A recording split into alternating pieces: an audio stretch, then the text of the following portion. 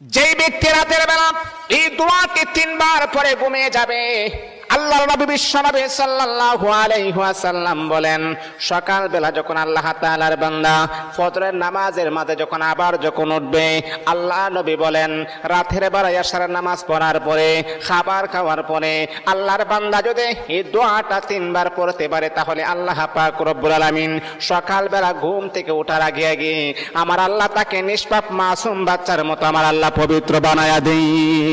দোয়াটা সবাই আমরা জানি, আমরা সবাই কিন্তু দোয়াটা জানি, কিন্তু আমরা আমল করি না। দোয়াটা হলো আস্তাগফিরুল্লাহাল্লাযী লা ইলাহা ইল্লা হুয়াল হাইয়ুল কাইয়্যুম ওয়া আতুবু ইলাইহি লা হাওলা ওয়ালা কুওয়াতা ইল্লা বিল্লাহিল আলিয়্যিল আযীম।